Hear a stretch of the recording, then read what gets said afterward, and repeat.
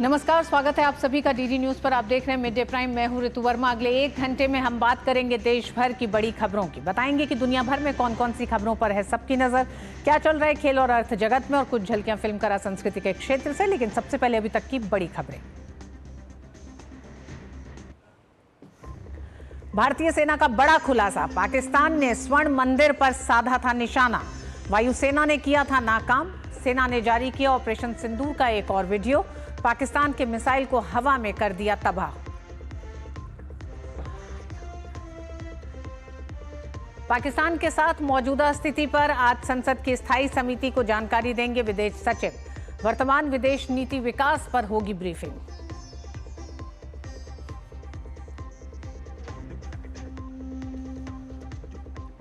रूस यूक्रेन संघर्ष रोकने के लिए अमेरिकी राष्ट्रपति ट्रंप आज पुतिन और जेलेंस्की से करेंगे फोन पर बात। व्यापार पर भी होगी चर्चा।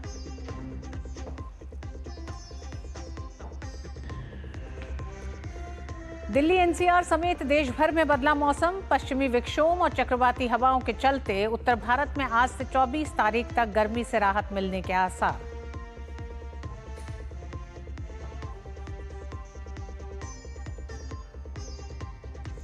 और देश भर में पहली बार आज से खेलो इंडिया के तहत बीच गेम्स द्वीप में आज से 6 दिन तक 6 स्पर्धा का दिखेगा रोमांच।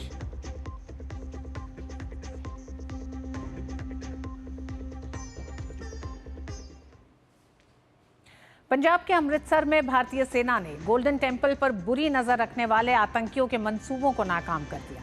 अमृतसर में भारतीय सेना ने ऑपरेशन सिंदूर में इस्तेमाल हुए भारत के अभेद्य सैन्य उपकरणों का डेमो दिखाया।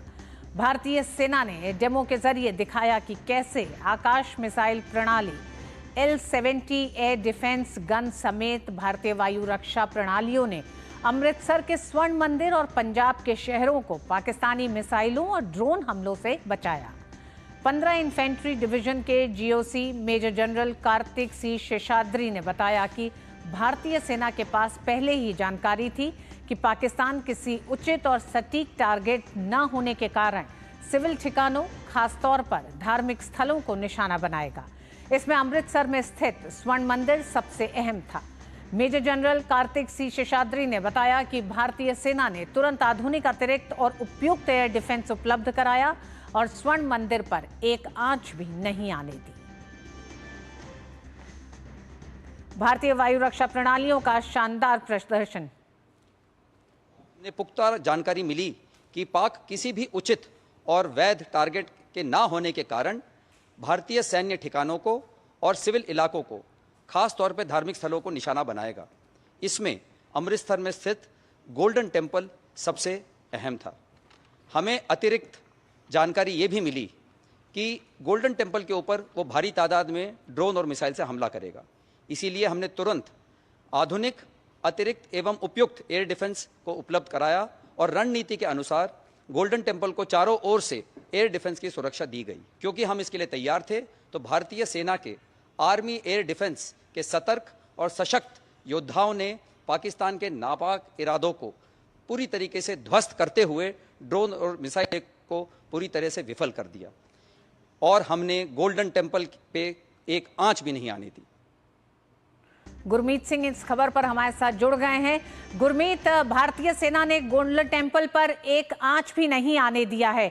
आप इस समय गोल्डन टेम्पल में ही मौजूद हैं। ये बड़ी खबर थी, जिस तरह से पाकिस्तान ने एक नापाक कोशिश की देश में उस सौहार्द को बिगाड़ने की। अगर गोल्डन टेम्पल को निशाना पाकिस्तान ने बनाया था तो उसके पीछे की मंशाएं अच्छी नहीं दिखाई देती हैं, लेकिन भारतीय सेना ने उन तमाम मंशाओं को धता बता दिया, कामयाब नहीं होने दिया पाकिस्तान को। किस तरह से गोल्डन टेम्पल में वहां मौजूद तमाम लोगों के बीच भी इस खबर को देखा जा रहा है? देखिए ऋतु, ये जो है ये मंशा बिल्कुल सही नहीं थी जिस प्रकार से आप कह रहे हैं, मगर सबसे पहले क्रोनोलॉजी समझनी होगी कि पाकिस्तान ने ये सब कुछ किया कैसे और कब, किन परिस्थितियों में किया। 7 तारीख को भारत ने जब 9 आतंकी ठिकाने अर्ली आवर्स में पाकिस्तान में नेस्तनाबूद किए, उसके बाद पाकिस्तान के पास कोई लेजिटिमेट कोई टारगेट ही नहीं था इंडिया में जिसको निशाना बनाया जाए, क्योंकि अब उनके पास एक ही परिस्थिति थी, एक ही स्थिति थी कि वो भारत के एयरफोर्स स्टेशंस को, मिलिट्री स्टेशंस को और सिविलियन एरियाज को टारगेट करे। एयरफोर्स स्टेशन और मिलिट्री स्टेशन का तो पता था, मगर जो इंटेलिजेंस इनपुट आर्मी के पास थी वो ये थी कि सिविलियन एरियाज में और खास तौर पर अमृतसर में श्री दरबार साहब, हरमंदिर साहब जो बिल्कुल मेरे पीछे मौजूद है, उसे निशाना बनाया जा सकता है, जहां पर लाखों की गिनती में रोज श्रद्धालु नतमस्तक होने के लिए पहुंचते हैं। अब 8 तारीख को क्या होता है, तकरीबन 24 घंटे बाद, एग्जैक्टली 24 आवर्स लेटर, पाकिस्तान की ओर से मिसाइल अटैक और इसके साथ ही ड्रोन अटैक किए जाते हैं। और ये बिल्कुल टारगेटेड ड्रोन अटैक थे जो कि सीधा श्री हरमंदिर साहब, जो कि सेंक्टम सेंक्टोरम है, उनकी तरफ किए गए थे। और इनपुट के मुताबिक ये बताया गया कि इन्हें कवर करने के लिए, इसको रोकने के लिए भारतीय सेना पहले से तैयार थी और इसके लिए एक अम्ब्रेला सिस्टम पूरी तरह से दरबार साहब के ऊपर, हरमंदिर साहब के पूरे कॉम्प्लेक्स के ऊपर, जो कि एकड़ों में फैला हुआ है, उसके ऊपर लगाया गया था ताकि दरबार साहब के ऊपर इतनी सी आंच भी ना आ सके।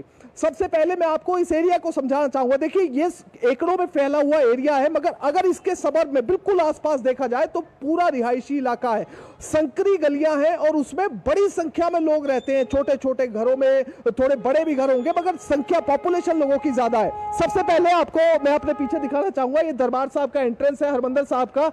हरमंदिर साहब में बड़ी संख्या में लोग जो हैं, श्रद्धालु जो हैं, वो रोजाना पहुंचते हैं और इस समय दोपहर का समय है और दोपहर को भी देखिए बड़ी संख्या में लोग आ रहे हैं। और खास तौर पर जिस समय की हम बात कर रहे हैं, अर्ली मॉर्निंग, जिस समय पाकिस्तान की ओर से अटैक किया गया, उस समय भी हमें यह नहीं समझना चाहिए कि दरबार साहब में श्रद्धालु नहीं थे, क्योंकि सुबह 1 बजे, 2 बजे, 3 बजे, 4 बजे भी बड़ी संख्या में श्रद्धालु दरबार साहब के अंदर होते हैं, क्योंकि सुबह तकरीबन 4 बजे श्री गुरु ग्रंथ साहिब जी की पवित्र बीड़ साहब जो है, उन्हें दरबार साहब के अंदर वापस लेकर आया जाता है। तो उनके दर्शन करने के लिए, उनकी एक ग्लिम्स पाने के लिए श्रद्धालु यहां पर बड़ी संख्या में दरबार साहब में पहुंचते हैं। अब दूसरी तस्वीर मैं आपको सामने दिखाना चाहूंगा, ये दरबार साहब का बिल्कुल आप बाउंड्री वॉल कह लीजिए, बाउंड्री वॉल के पीछे आप देखिए वहां पर इमारतें बनी हुई हैं और ये इमारतें, इनमें होटल भी मौजूद है, इनमें रेजिडेंशियल एरिया, बड़े स्तर पर लोग चारों तरफ से अगर आप देखेंगे तो दरबार साहब के आसपास रहते हैं। तो ऐसे में ये जो निशाना बनाया गया था वो सिर्फ और सिर्फ सबसे पहले एक तो दरबार साहब को बनाया गया था, दूसरे नंबर पर यहां पर जितना रिहायशी इलाका है उसको निशाना बनाया गया था। अब दरबार साहब को निशाना बनाने का मतलब, जिस प्रकार से आप पहले ही समझा चुके हैं, कि जो सांप्रदायिक सौहार्द है उसको बिगाड़ने की कोशिश थी और दूसरा एक मैसेज पहुंचाने की कोशिश पाकिस्तान की ओर से की गई थी। मगर इस सब को पूरी तरह से विफल किया गया भारतीय डिफेंस फोर्सेस की तरफ से और एक अम्ब्रेला जो है वो बनाया गया दरबार साहब के ऊपर, जिसमें कि मिसाइल्स का इस्तेमाल किया गया और इसके साथ ही हमारे एयर डिफेंस सिस्टम जो L-70 है उसका इस्तेमाल किया गया, खासतौर से अमृतसर में दरबार साहब और इसके आसपास के एरिया को अम्ब्रेला प्रोवाइड करने के लिए और पाकिस्तान के जो नापाक इरादे हैं उनसे बचाने के लिए। अब आप देखिए कि जब पाकिस्तान ने एयरफोर्स स्टेशंस को, मिलिट्री स्टेशंस को और बीएसएफ के कुछ हेडक्वार्टर्स को, ऑफिसेस को निशाना बनाया और खबर हमारे पास इनपुट यह भी आई कि अमृतसर में वॉर मेमोरियल है उसको भी निशाना बनाने की कोशिश की गई,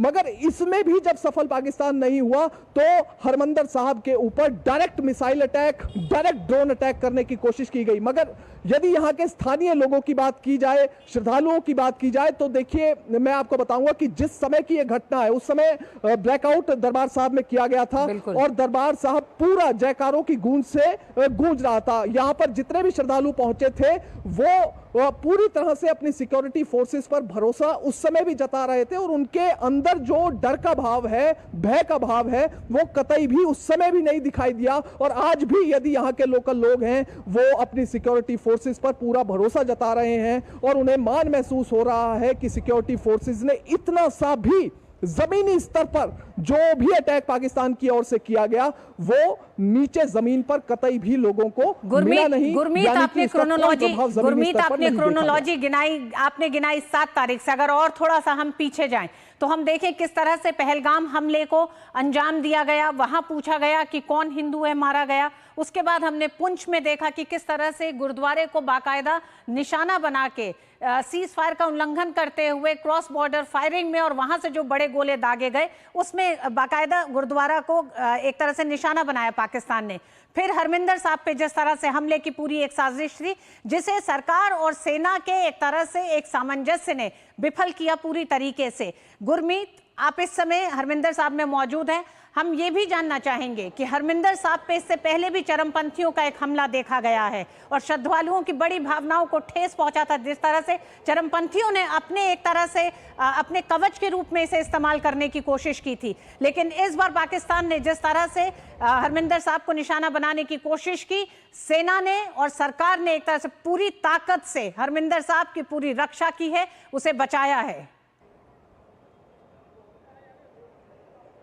बिल्कुल ऋतु, आप बिल्कुल सही कह रहे हैं कि एक दौर जो काला दौर है वो पंजाब ने देखा है और चरमपंथी जो संगठन है उनकी ओर से बड़े स्तर पर यहाँ पर दरबार साहब में ऑपरेशन ब्लू स्टार भी उनकी वजह से चलाना पड़ा था। मगर आप देखिए कि वो जो दौर है, और खास तौर पर जब हम बॉर्डर एरियाज के जितने भी गांव हैं, जब एस्केलेशन का समय था उस समय हमने सभी गांव में आम गांववासियों से, पंजाब के ग्रामीण क्षेत्रों में रहने वाले लोगों से बात की, तो उनका यही कहना था कि पंजाब ने बुरे से बुरा दौर देखा है। और इस दौर में आप ये हिसाब लगाइए कि पंजाब का एक भी व्यक्ति ऐसा नहीं था जो ये कहे कि मैं अपने घर को छोड़कर चला जाऊंगा या मुझे किसी भी तरह का भय है। और आप ये समझिए कि अगर सिर्फ हरमिंदर साहब की मैं बात करूं, एग्जैक्ट जिस लोकेशन पर मैं खड़ा हूं वो बॉर्डर से तकरीबन 31-32 किलोमीटर दूर है।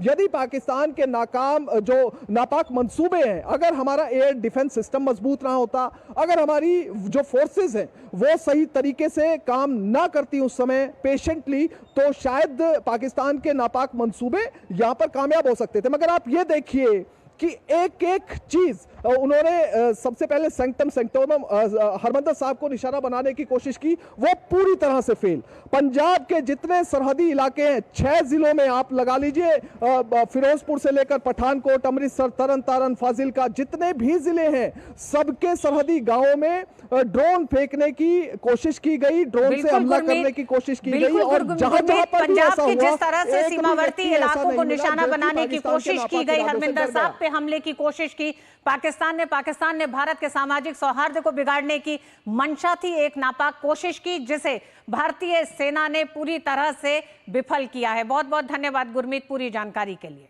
उधर ऑपरेशन सिंदूर का नया वीडियो भारतीय सेना ने जारी किया। इस वीडियो के बारे में भी आपको बताएंगे, लेकिन वक्त एक छोटे से ब्रेक का है।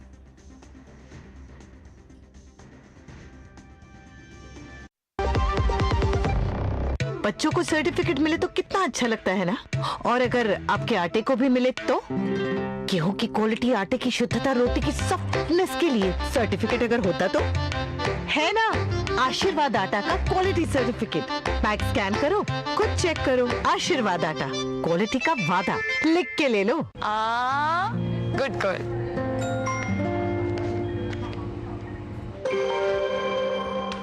आगे सैलरी नहीं, झुमके ना, पहले बचत, पहले झुमके। सुनो, हर महीने थोड़ा बचाओ और थोड़ा निवेश करो, और कुछ इमरजेंसी के लिए भी बचाओ, ताकि रहो टेंशन फ्री। लेकिन झुमकों का क्या, जाती हो कि लगाओ इंजेक्शन। आरबीआई कहता है, वित्तीय समझदारी समृद्ध नारी। जो लक्ष्य चुना था समझ आने लगा है। GLA यूनिवर्सिटी, उच्च लक्ष्य की निश्चित प्राप्ति। ऑपरेशन सिंदूर का नया वीडियो भारतीय सेना ने जारी किया। वीडियो पाकिस्तानी हमले की साजिश नाकाम करता हुआ है। पाकिस्तान के ड्रोन अटैक का करारा जवाब था ये। भारतीय सेना की ताकत और सटीकता का प्रदर्शन है ये वीडियो। दुश्मन की चौकियों का धराशाही कर दिया गया है इस वीडियो में। हम धरती से आसमान की सुरक्षा करते हैं। पाकिस्तान की नापाक इरादों को धता बताया भारतीय सेना किसी भी चुनौती का सामना करने के लिए पूरी तरह तैयार है। ऑपरेशन सिंदूर का ये नया वीडियो है। पाकिस्तान की मिसाइलों का मलबा दिखाई दे रहा है इस वीडियो में। सेना ने दुश्मन की चौकियों को नेस्ता नाबूद किया है। पाकिस्तान की नापाक हरकतों के खिलाफ कड़ा संदेश है ये वीडियो। जिस तरह से दिखाता है भारतीय सेना किसी भी चुनौती का सामना करने के लिए पूरी तरह तैयार है। भारतीय सेना के वेस्टर्न कमांड ने ऑपरेशन सिंदूर का एक और वीडियो जारी किया।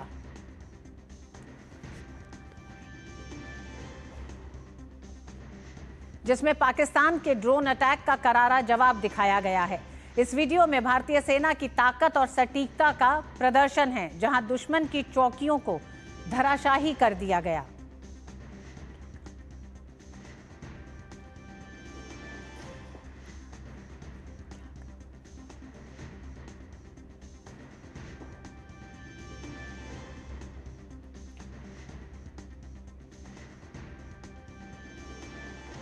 और ऑपरेशन सिंदूर भारत के रक्षा सिद्धांत में एक महत्वपूर्ण मोड़ साबित हुआ है। ये बात रक्षा मंत्रालय की ओर से कही गई है। ऑपरेशन सिंदूर में तीनों सेनाओं के बीच तालमेल, रणनीतिक गहराई और तकनीकी विशेषज्ञता का प्रदर्शन किया गया। पहलगाम आतंकी हमले के बाद शुरू किए गए ऑपरेशन सिंदूर ने सटीकता, व्यावसायिकता और उद्देश्य के साथ तीनों सेनाओं की संतुलित प्रतिक्रिया को प्रदर्शित किया। विभिन्न एजेंसियों से मिली खुफिया जानकारी ने 9 प्रमुख शिविरों की पुष्टि की, जिन्हें आखिरकार ऑपरेशन में निशाना बनाया गया था।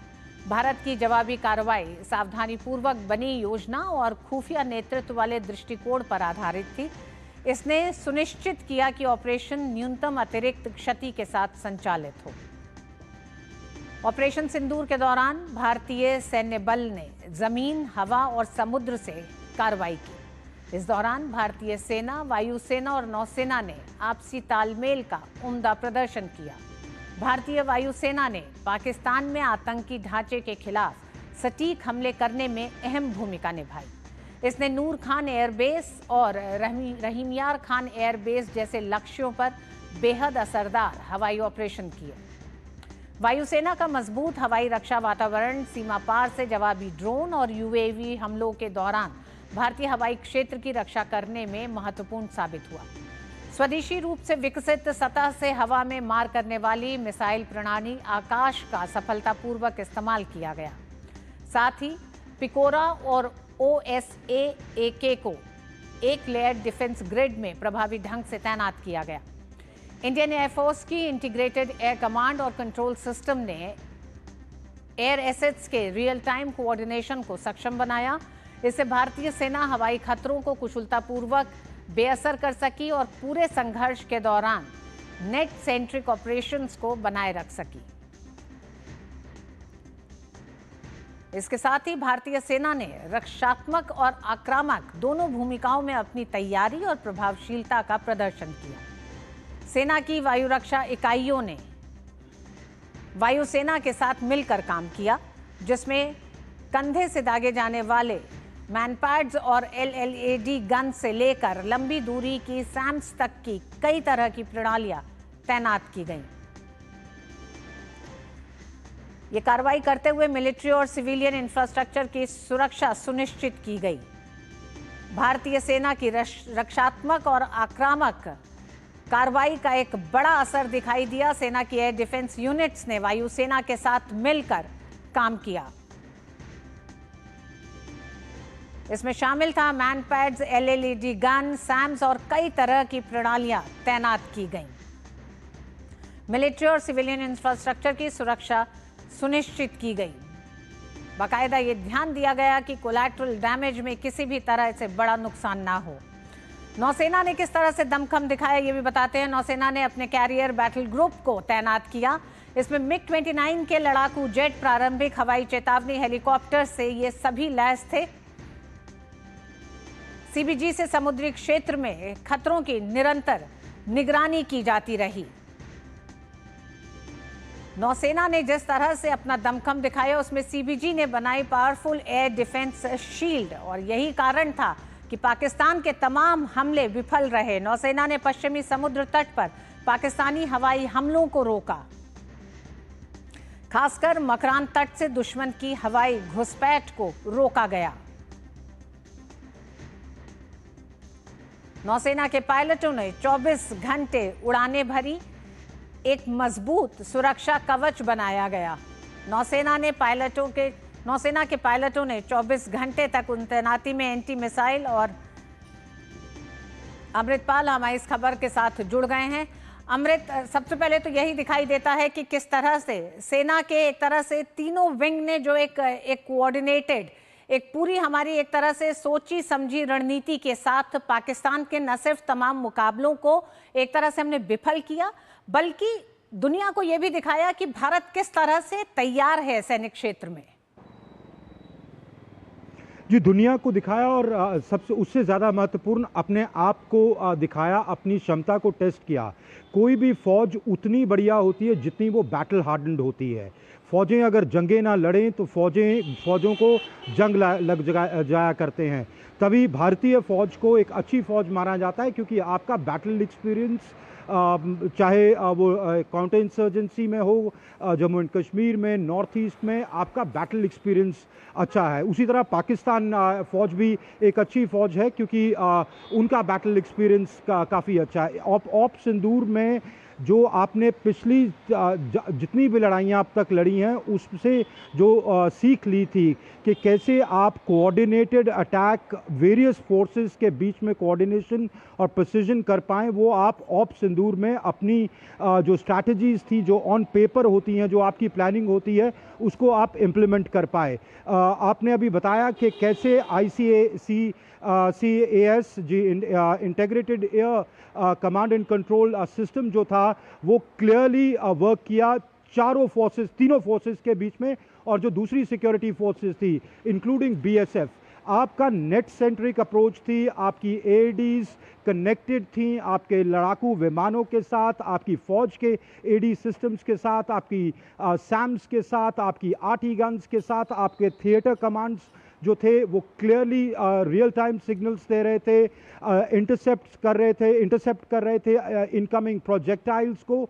वहीं साथ ही साथ आप अपनी नेवी को, जो बहुत दूर समुद्र में थी, उनको रियल टाइम इंफॉर्मेशन दे रहे थे और आप डेटरेंट कर रहे थे। क्योंकि देखिए फौजें कैसे लड़ती हैं, आपने ये फ्रंट खोला, आप इस फ्रंट पे कामयाबी नहीं हासिल कर रहे, आप यहाँ रिट्रीट करते हैं, दूसरा फ्रंट खोलते हैं। पर अगर दुश्मन का दूसरा फ्रंट सक्षम है, दूसरा फ्रंट आपको डेटरेंस दे रहा है, आपके MiG-29 केस, आपके कैरियर बैटल ग्रुप्स एक्टिव थे, मकरा कोस्ट से उन्होंने अगर एयर स्ट्राइक्स लॉन्च करने की सोची होगी तो वो आपने उनको डेटर किया। आपके अटैक हेलीकॉप्टर्स, आपके सर्वेलेंस हेलीकॉप्टर्स लगातार एयरबोर्न थे, तो दुश्मन को क्लियरली जगह नहीं मिलती है मूव करने की। ये बिल्कुल एक चेस बोर्ड की तरह होता है, आप इधर से अटैक करते हैं, अटैक रिपल्स होता है, आप दूसरा फ्रंट खोलते हैं। तो ये एक अच्छी कोऑर्डिनेटेड एफर्ट थी। और सबसे ज़्यादा महत्वपूर्ण बात, आपने टेक्नोलॉजी का उपयोग किया। आपने जो लेसन्स पुरानी जंगों में सीखे, कारगिल में सीखे, जो लेसन्स आपने 16 में सीखे, जो लेसन्स आपने 19 में सीखे, आपने इम्प्लीमेंट किया। तो op Sindoor military point of view से आपकी जो स्ट्रैटेजीज थी उनको ऑन ग्राउंड पे आपने टेस्ट किया। और ऑब्वियसली बहुत सारे लेसन्स होंगे जो फौजें इस ऑप से भी सीखेंगी, बहुत सारी खामियां रह गई होंगी, पर आप एक फॉरवर्ड मूवमेंट किए और आपके जो स्ट्रेटेजिक प्लान्स थे उनको आप इम्प्लीमेंट कर पाए। ऋतु जी, अमृत, सैन्य हथियारों की अगर बात करें, जिस तरह से आपने कहा कि देश ने अपने लिए भी उसके लिए एक बड़ा मौका था कि किस तरह से वो किसी ऐसी परिस्थितियों के लिए, या हम उसे जंग का नाम दे, लड़ाई का नाम दे, गतिरोध, टकराव, उसके लिए तैयार है। ऐसे में क्या आपको लगता है कि पिछले 10 सालों में भारत का एक बड़ा जोर रहा है स्वदेशी निर्मित सैन्य उपकरणों को लेकर? क्या उस दिशा में भी आकाश तीर जैसी जो प्रणालियां हैं वो हमारी कितनी सक्षम है? ये हमारे लिए तो, हमारे अपने तजुर्बे के लिए तो बेहद जरूरी था, लेकिन दुनिया और तमाम उन देशों ने भी देखा जो इस समय निर्यात कर रहे हैं, जिन्हें हम निर्यात करते हैं, जो हमसे हथियार लेना चाहते हैं। बड़ा अहम सवाल पूछा ऋतु आपने कि आपने आपकी फौज या आपके देश की जो रक्षा क्षमता होती है वो उतनी ही इफेक्टिव होती है अगर आपकी डिपेंडेंस विदेशी मुल्कों पर कम हो। आपने काफ़ी विदेशी इक्विपमेंट यूज़ किया, पर आपने इंडिजिनस इक्विपमेंट भी यूज़ किया। आपने आकाश मिसाइल सिस्टम्स की बात की। आपके जो मिसाइल सिस्टम्स थे वो S-400 जो कि एक्वायर्ड सिस्टम्स हैं उससे कहीं बेहतर सिद्ध हुए, क्योंकि जब आप अपने पे सेल्फ डिपेंडेंट होते हैं तो आप बहुत सारी चीज़ों के लिए दूसरे मुल्कों की टेक्नोलॉजी पे जो हमारी डिपेंडेंसी है वो थोड़ी कम होती है। जी बिल्कुल। मान लें पाकिस्तान ने इस बार F-15 नहीं यूज़ कर पाए, अमेरिकन ने उनको नहीं परमिशन दी, क्योंकि जब कोई आप मान लीजिए F-16 या F-15 अगर अमेरिका आपको बेचता है तो अमेरिका उसमें क्लॉज डालता है कि आप कहाँ यूज़ कर सकते हैं। तो ये कारगिल की जंग में हमने ये सबक सीखा था। तो अब इसको आपने इफेक्टिवली एक कदम आगे बढ़ाया और जैसे आपने जिस तरफ आपने इशारा किया कि सिर्फ अपनी फ़ौज की क्षमता के लिए नहीं, आपने एक स्टेटमेंट दी कि अब हम इंडिजिनस प्रोडक्शन में सक्षम हैं और यहाँ उसकी राह पे हैं और आगे दूसरे देशों को आप जब एक्सपोर्ट करने की बात करते हैं, make in India, make for the world की बात करते हैं, तो वर्ल्ड ने या दुनिया ने देखा कि आपने इफेक्टिव सिस्टम्स सिर्फ डेवलप किए, ना सिर्फ प्रोड्यूस किए, उनकी इफेक्टिवनेस जंग के मैदान पर देखी। तो उसमें एक कॉन्फिडेंस आता है आपकी कंपनीज में कि इनके हथियार, इनकी प्रोडक्शन, इनका मिलिट्री इक्विपमेंट सक्षम है और ख़रीदा जा सकता है। जी बिल्कुल अमृत, इस 3 दिन के एक तरह से ऑपरेशन सिंदूर के दौरान जहां एक तरफ हमने पाकिस्तान में मौजूद तमाम आतंकवादी अड्डों को निशाना बनाया और पाकिस्तान ने जिस तरह से सैन्य ठिकानों को भारत के निशाना बनाया, तो जवाबी कार्रवाई में हमने भी उनके सैन्य ठिकानों को निशाना बनाया। तो सिर्फ 2 देशों के बीच नहीं बल्कि दुनिया ने हमारे उन तमाम स्वदेशी हथियारों का डेमो भी इस 3 दिनों में देखा। बहुत बहुत धन्यवाद अमृत पूरी जानकारी के लिए। वहीं जम्मू कश्मीर के शोपियां में आतंक पर भारतीय सैन्य बल का कड़ा रुख जारी है। इस बारे में भी आपको बताएंगे वक्त एक छोटे से ब्रेक का। ब्रेक के बाद देखेंगे इस खबर को विस्तार से। झूठ से भी खतरनाक होता है अधूरा सच, और वैसे ही खतरनाक होती है अधूरी खबर, क्योंकि हर खबर के साथ जुड़ा होता है उसका इतिहास, वर्तमान और भविष्य। देखिए हर बड़ी खबर जिसमें होगा तथ्य, तर्क और सबूत। देखिए पूरा सच प्रखर श्रीवास्तव के साथ सोमवार से शुक्रवार शाम 7:30 बजे सिर्फ डीडी न्यूज पर। कश्मीर से कन्याकुमारी तक, कच्छ से कामाख्या तक, राज्यों की राजधानियों से प्रदेशों के कोने कोने तक, होगी हर राज्य के हर हिस्से की पूरी खबर। देखिए भारत एट 7 खबर राज्यों की डीडी न्यूज पर। जिंदगी एक गणित है और भविष्य एक कैलकुलेशन है। आपके चारों तरफ तैरती हुई खबरें एक मकड़जाल की तरह है। देखते तो हम बहुत कुछ हैं, लेकिन सच कितना जानते हैं, क्योंकि सच तालों में बंद है। इसी सच को हम आपके लिए डीकोड करेंगे।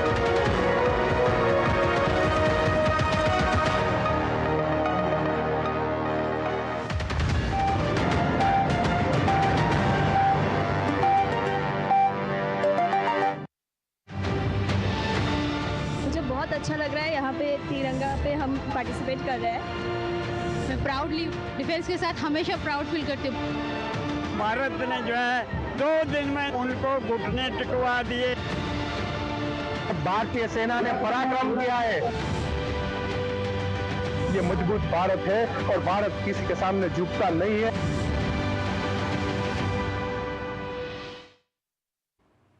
वहीं जम्मू कश्मीर के शोपियां में आतंक पर भारतीय सैन्य बल का कड़ा रुख जारी है। डीकेपोरा इलाके में सैन्य अभियान के तहत आतंकवादियों के 2 सहयोगियों को गिरफ्तार किया गया है। भारतीय सेना की 34 RR SOG Shopian CRPF 178 battalion ने संयुक्त अभियान चलाकर ये कार्रवाई की। कार्रवाई में 2 पिस्तौल, 4 ग्रेनेड, 43 लाइव राउंड्स और दूसरी आपत्तिजनक सामग्री भी बरामद की गई है। इस मामले में शोपियां पुलिस ने FIR दर्ज कर ली है और आगे की जांच जारी है। सीमा पर गोलीबारी के कारण 2 सप्ताह तक बंद रहने के बाद पुंछ और राजौरी में स्कूल फिर से खुल गए हैं। स्थिति सामान्य होने के साथ ही सुरक्षा उपाय भी किए गए हैं। सीमा पार से गोलीबारी के दौरान एहतियात के तौर पर स्कूलों को बंद कर दिया गया था। अब जब स्थिति में सुधार हुआ है तो अधिकारियों ने कक्षाएं फिर से शुरू करने की अनुमति दे दी है। छात्रों और कर्मचारियों को सुरक्षित रखने के लिए प्रशासन अभी भी स्थिति पर बारीकी से नजर बनाए हुए है। पाकिस्तान के आतंक के खिलाफ ऑपरेशन सिंदूर के बाद मोदी सरकार बड़ा कूटनीतिक कदम उठाने जा रही है ताकि पूरी दुनिया के सामने पाकिस्तान को बेनकाब किया जा सके। इसके लिए सरकार की ओर से सभी दलों की टीम बनाकर 7 प्रतिनिधि मंडल बनाया गया है। प्रतिनिधि मंडलों को विदेश सचिव विक्रम मिस्री विदेश यात्रा पर जाने से पहले ब्रीफिंग देंगे। 7 प्रतिनिधि मंडलों को 2 चरणों में ब्रीफिंग दी जाएगी। भारतीय डेलीगेशन की ये यात्रा 23 से 25 मई के बीच शुरू होने की संभावना है। शशि थरूर की अगुवाई वाला दल 23 मई से अपना विदेश दौरा शुरू करेगा। और शैलेंद्र मिश्र इस खबर पर हमारे साथ बने हुए हैं। शैलेंद्र, 22 मई से शुरुआत होनी है, 2 चरणों में तमाम प्रतिनिधि मंडल जाएंगे। शुरुआत किन प्रतिनिधि मंडलों से हो रही है और शाम को 4 बजे विक्रम मिश्री एक तरह से इन प्रतिनिधि मंडलों को विस्तार से बताएंगे कि विदेश इस पूरी यात्रा में पाकिस्तान को बेनकाब करते हुए भारत के जो एक तरह से जो विचार है आतंकवाद को लेकर और ऑपरेशन सिंदूर के पीछे का मकसद जो है वो दुनिया को पता चले।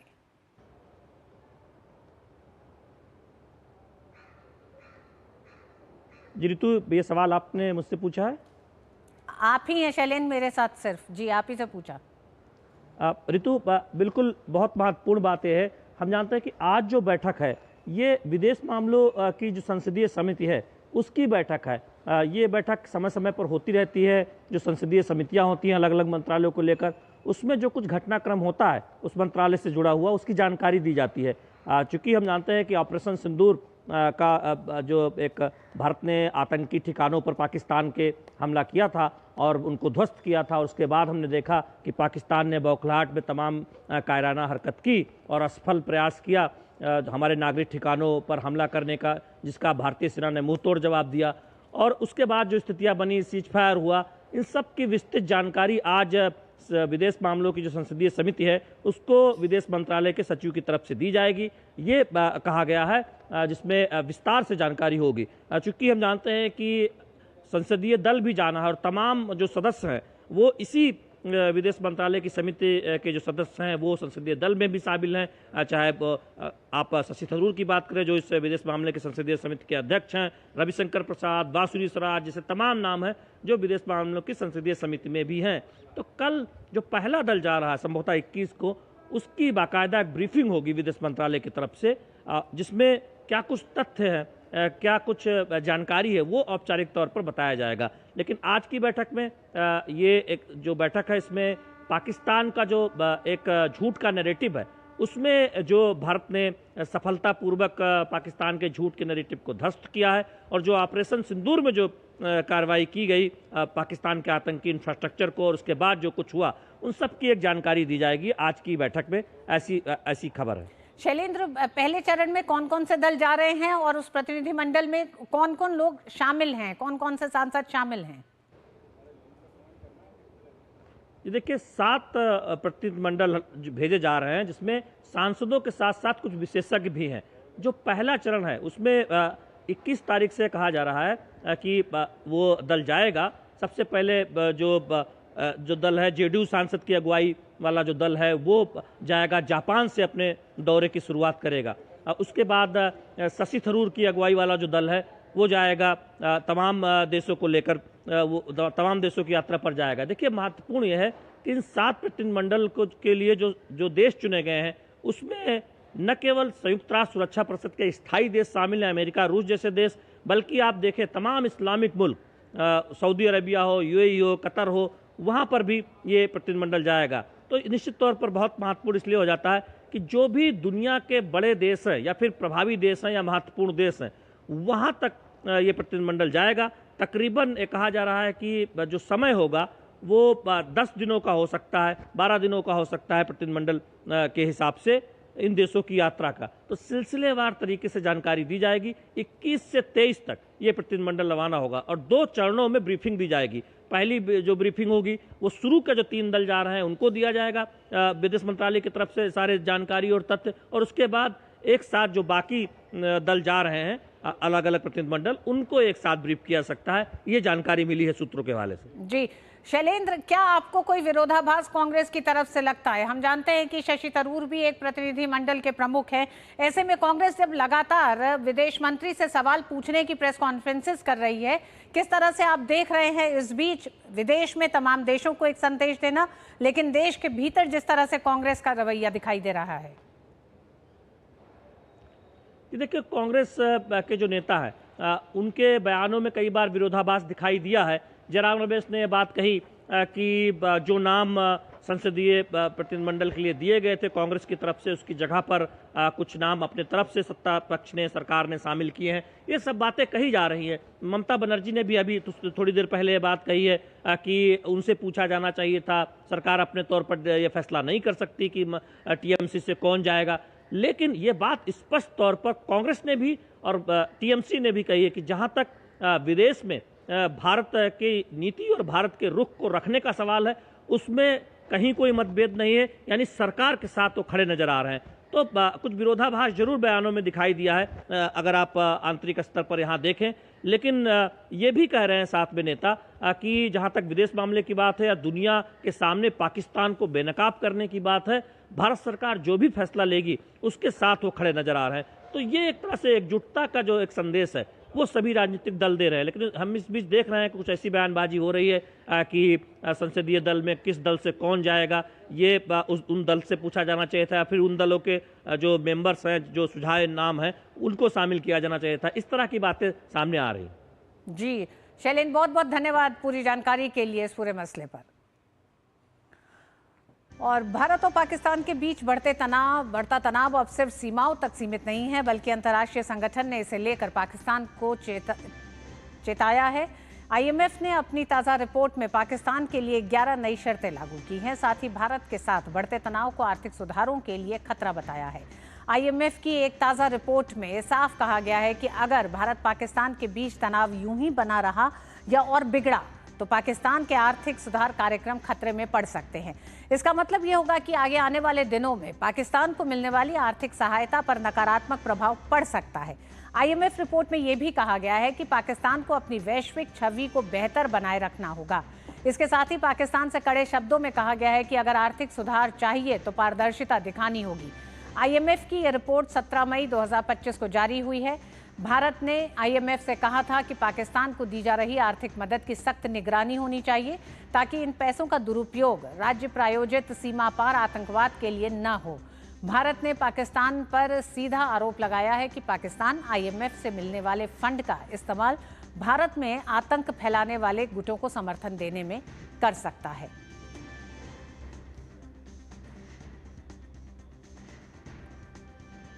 आईएमएफ ने बहुत साफ कहा है, पाकिस्तान को आर्थिक सुधार चाहिए तो पाकिस्तान को पारदर्शिता दिखानी होगी। और अजय मिश्र हमारे साथ इस खबर पर जुड़ गए हैं। अजय, सबसे पहले तो क्या जो 24वां एक तरह से बेल आउट दिया गया है आईएमएफ के द्वारा 24वीं बार, क्या इसके बाद ये प्रक्रिया शुरू होगी या यहां से रेट्रोस्पेक्टिव में भी माना जाएगा कि अभी तक जितने बेल आउट दिए गए हैं उसका भी कोई हिसाब किताब लिया जाएगा? देखिए ऋतु जी, जितने भी बेल आउट की शर्तें हैं उस पर तो लगातार आईएमएफ की निगाहें रहती हैं, लेकिन इस बार जो नए रेस्ट्रिक्शंस लगाए गए हैं उसकी रोशनी में पाकिस्तान की हालत और भी ज़्यादा ख़राब हो सकती है। मिसाल के तौर पर आईएमएफ की जो ताज़ा रेस्ट्रिक्शंस है वो कहती हैं कि उनको नया एग्रीकल्चर इनकम टैक्स लगाना होगा और सभी राज्यों में लगाना होगा। अब सोचिए कितना मुश्किल होगा, जो पहले ही महंगाई की मार से जूझ रहा है, जिसको पानी की किल्लत का सामना करना पड़ रहा है, आम आदमी रोज़मर्रा की चीज़ महंगाई से जूझ रहा है, वो कैसे एग्रीकल्चर टैक्स लगाएगा। दूसरी बात यह कि वो कह रहे हैं कि आपको जो बजट है वो आईएमएफ से पूछ करके तय करना होगा और जल्दी से जल्दी पास करना होगा। साथ ही साथ जो वहाँ का सेंट्रल बैंक है वो पाकिस्तान सरकार को कोई लोन नहीं दे सकता बिना आईएमएफ को पूछे। आप सोचिए कितनी बड़ी बात है कि आपको आईएमएफ से पूछना पड़ेगा खुद ही अपने सेंट्रल बैंक से लोन लेने के लिए सरकार को। कितनी दयनीय स्थिति है उनकी। तो बहुत ही मुश्किल दिन और 37 महीनों का ये वक्त, ये नया जो बेल आउट जिसको आप 24वां बता रही हैं, 37 महीनों का वक्त और सितंबर में इसका फिर से रिव्यू होना है। अगर पाकिस्तान इन शर्तों पर खरा नहीं उतरता है तो सितंबर में जो रिव्यू होने जा रहा है उसके लिए और भी मुश्किल साबित होगा और एक तरह से पाकिस्तान जो दिवालियापन के बिल्कुल कगार पर आकर खड़ा है और लगातार उसको बेल आउट दिया जा रहा है, जिसका भारत ने पुरजोर विरोध किया है। रक्षा मंत्री राजनाथ सिंह ने किया विरोध, जो मिनिस्ट्री ऑफ फाइनेंस उसने तो बिल्कुल ऑफिशियली रिलीज जारी करके ये कहा कि ये इसका इस्तेमाल टेरर फंडिंग के लिए किया जा सकता है। विक्रम मिस्त्री साहब जो कि विदेश सचिव हैं वो ऑन रिकॉर्ड कह चुके हैं कि आईएमएफ को अपने गिरेबान में झांकना चाहिए इस तरह के माहौल के बीच पाकिस्तान को मदद का हाथ दे करके। तो बहुत ही स्पष्ट है कि पाकिस्तान के ऊपर नकेल जरूर कसी गई, लेकिन इस सब के बीच ये बिल्कुल पक्के तौर पर नहीं कहा जा सकता कि पाकिस्तान वाकई अपने रिफॉर्म्स को आगे बढ़ाएगा और वाकई समावेशी विकास के लिए उस फंड का उपयोग करता हुआ नजर आएगा, जैसा कि उसको एक तरह से आदतन उसको माना जाता है कि वो लगातार डिफॉल्ट करता रहा और उससे कोई आप उम्मीद अच्छे के लिए करें, ये शायद बहुत बहुत अच्छी बात या फिर बहुत समझदारी की बात नहीं होगी। जी अजय, हमने देखा कि आईएमएफ के बेल आउट देने के बाद से चौतरफा एक तरह से भर्सना, जहां एक तरफ पाकिस्तान की हुई तमाम उन तस्वीरों के साथ जहां सेना, आतंकवादी सब एक साथ खड़े दिखाई दिए, उसके बाद एक तरह से आईएमएफ की भी भर्सना हुई कि किस तरह से पाकिस्तान को लगातार बेल आउट दिया जा रहा है। क्या आपको लगता है ये 11 शर्तें उस दबाव का भी नतीजा है? बिल्कुल इस दबाव का नतीजा है, और क्योंकि रेपुटेशनल रिस्क एक शब्द का इस्तेमाल किया है और आईएमएफ ने रेपुटेशन किसकी खतरे में है? पाकिस्तान की तो दाव पे लगी नहीं है, क्योंकि वो लगातार बेल आउट ही की मांग कर रहा है, वो कटोरा लेके ही अलग अलग एजेंसीज के सामने खड़ा है। तो किसकी दाव साख पर किसकी साख जो है वो दाव पर लगी है? तो आईएमएफ की जो साख है वो दाव पर लगी थी, और इसलिए लगातार आईएमएफ ने रेपुटेशनल रिस्क की बात कही है, स्ट्रक्चरल रिस्क की बात कही है पाकिस्तान को लेकर के। तो बिल्कुल आप सही कह रही हैं। और सोचिए कि आईएमएफ ने एक स्टाफ रिपोर्ट पाकिस्तान को लेकर के जारी की, अपने वेबसाइट पे डाला, जैसे ही मीडिया में खबर आई, न केवल भारत बल्कि पाकिस्तान की मीडिया में इसको जब रिपोर्ट किया गया, उसके बाद इसको वहां से हटा लिया गया। तो ये दिखाता है कि आईएमएफ वाकई थोड़ा सा प्रेशर में है, और वो दिखाने की कोशिश कर रहा है कि वो बाईपार्टिसन है, निष्पक्ष है, बिना अपने शर्तों पे लोन देता है। लेकिन कहीं ना कहीं इस बात की क्रिटिक जरूर हो रही है कि ऐसे वक्त को क्यों चुना गया और शर्तों को क्यों चुना गया। बिल्कुल, आईएमएफ की भूमिका को लेकर भी कई तरह के सवाल उठ रहे हैं। रहा सवाल पाकिस्तान का, तो जो पाकिस्तान आतंकवादी गतिविधियों के लिए ग्रे लिस्ट में डाले जाने से ना घबरा रहा है और ना बदल रहा है, वो इन 11 शर्तों से आईएमएफ की कितना बदलेगा ये वक्त बताएगा। बहुत बहुत धन्यवाद अजय पूरी जानकारी के लिए। और सुप्रीम कोर्ट ने अपने एक फैसले में व्यवस्था दी है कि सभी हाई कोर्ट जजों को एक समान पेंशन मिलनी चाहिए। कोर्ट ने कहा कि हाई कोर्ट से रिटायर होने वाले परमानेंट और एडिशनल जज दोनों बराबर पेंशन के हकदार हैं। नियुक्ति की तारीख के आधार पर भी पेंशन अलग अलग नहीं हो सकती। ऐसा करना आर्टिकल 14 यानी समानता के मौलिक अधिकार का उल्लंघन है। साथ ही एडिशनल जजों के परिवारों को भी स्थायी हाई कोर्ट जजों के समान ही लाभ मिलेंगे। इलाहाबाद हाईकोर्ट आज संभल जिले में जामा मस्जिद और हरिहर मंदिर के बीच चल रहे विवाद में एक सिविल रिवीजन पिटीशन पर अपना फैसला सुना सकता है। इससे पहले हाईकोर्ट ने 13 मई को सुनवाई के दौरान अपना फैसला सुरक्षित रख लिया था। मस्जिद कमेटी ने याचिका के जरिए सिविल कोर्ट के आदेश को चुनौती दी है। जस्टिस रोहित रंजन अग्रवाल ने पिछली सुनवाई के दौरान मस्जिद कमेटी की ओर से पेश वकीलों, मंदिर पक्ष की ओर से हरिशंकर जैन और भारतीय पुरातत्व सर्वेक्षण के वकील की दलीलें सुनने के बाद अपना फैसला सुरक्षित रख लिया था। इससे पहले 5 मई को एएसआई के वकील ने अपना जवाबी हलफनामा दाखिल किया था। इसके बाद कोर्ट ने मस्जिद कमेटी के वकील को रिजवाइंडर दाखिल करने का वक्त दिया था।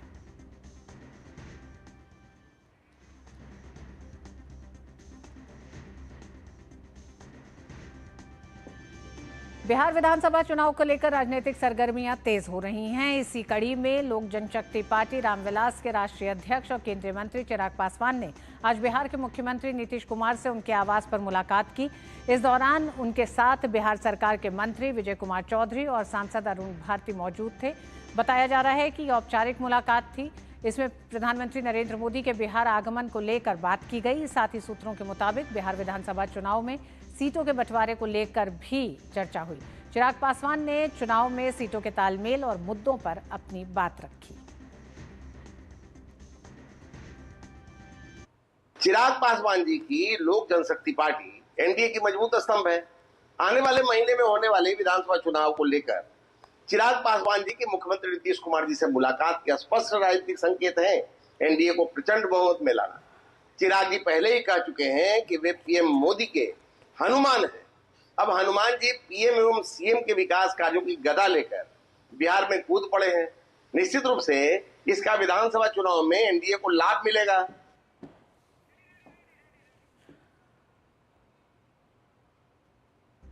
और भारत में मानसून की आधिकारिक शुरुआत से पहले ही मौसम ने करवट ले ली है। भारतीय मौसम विभाग के अनुसार अगले सप्ताह भर देश के अधिकांश हिस्सों में भारी बारिश, आंधी तूफान और तेज हवाओं का सिलसिला जारी रहेगा। पूर्वोत्तर, दक्षिण मध्य, पश्चिम और उत्तर भारत के कई इलाकों में, कई राज्यों में इस सप्ताह हो सकती है भारी बारिश।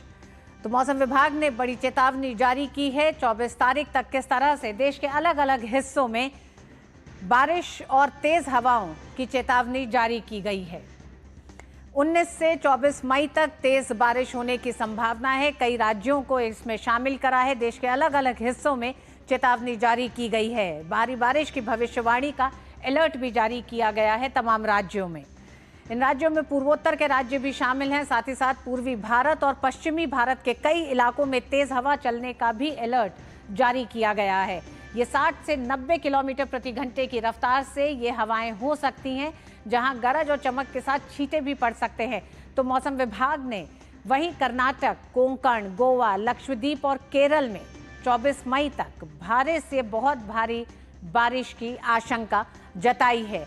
ये महत्वपूर्ण इलाके हैं। कर्नाटक, कोंकण, गोवा, लक्षद्वीप, केरल में तेज बारिश की आशंका जताई गई है। वहीं अगर हम पूर्वोत्तर की बात करें तो पूर्वोत्तर भारत के भी कई हिस्सों में मौसम विभाग ने अपना अलर्ट जारी किया है। अरुणाचल प्रदेश, असम, मेघालय, त्रिपुरा, नागालैंड, सिक्किम और असम में तेज बारिश और कुछ स्थानों पर बहुत भारी बारिश होने की भी आशंका व्यक्त की है। इसके साथ ही पंजाब और पश्चिम बंगाल में भी अगले 5 से 6 दिनों के दौरान गरज और बिजली के साथ भारी से बहुत अधिक वर्षा हो सकती है।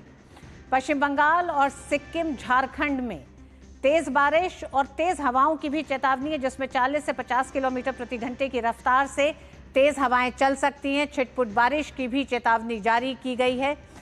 40 से 50 किलोमीटर प्रति घंटे की रफ्तार से ये हवाएं चलेंगी। वहीं अगले 7 दिनों के दौरान अगर हम देखें तो मध्य प्रदेश, विदर्भ, छत्तीसगढ़, ओडिशा, बिहार में तेज हवाओं के साथ बारिश की चेतावनी जारी की गई है। मौसम विभाग ने बताया है कि मानसून से पहले किस तरह से पूरे देश में मौसम बदल रहा है। हिमाचल प्रदेश और उत्तराखंड में अगले 2 दिन में ओलावृष्टि की संभावना बताई गई है। तो वहीं कई और इलाके भी हैं। अगर हम पश्चिमी राजस्थान की भी बात करें तो 22 मई तक लू चलने की चेतावनी जारी की गई है। तो कुछ राज्यों में जहां बारिश और ओलावृष्टि की चेतावनी है, तो वहीं कुछ राज्यों में लू जैसी परिस्थितियां बनी रहेंगी। उत्तर प्रदेश के पूर्वी और पश्चिमी हिस्सों में भी मौसम विभाग ने चेतावनी जारी की है। पश्चिमी हिस्सों में भी आंधी, बारिश और वज्रपात की संभावना है, यानी कि बिजली गिरने की संभावना है। उत्तर प्रदेश के पूर्वी और पश्चिमी हिस्सों में आंधी, बारिश और वज्रपात की आशंका व्यक्त की है मौसम विभाग ने। भीषण गर्मी के बीच मौसम विभाग ने यूपी के पूर्वी और पश्चिमी दोनों हिस्सों में आंधी, बारिश और वज्रपात की चेतावनी जारी की है। पूर्वोत्तर भारत में अगर बात करें तो भारी बारिश की चेतावनी जारी की गई है। किस तरह से मौसम विभाग की चेतावनी पर आगे तमाम राज्य अपनी तैयारियों को किस तरह से कर रहे हैं, उस पर भी बात होगी। वक्त एक छोटे से ब्रेक का है।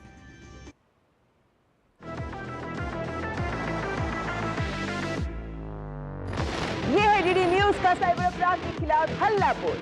Digital arrest, sextortion, financial fraud, cyber bullying, तमाम मुद्दों पर आपको जागरूक करते हुए आपको रख रहा है इन साइबर अपराधियों से एक कदम आगे।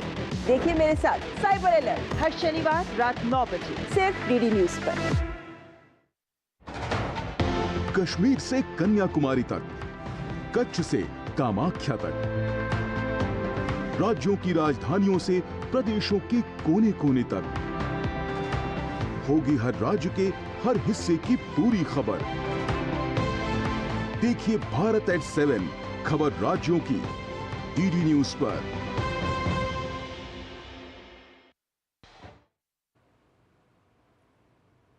और बात कर रहे हैं हम देश भर में बदलते हुए मौसम की। बेंगलुरु में भारी बारिश के कारण जनजीवन अस्त व्यस्त हो गया है। शहर में जलभराव की स्थिति उत्पन्न हो गई है।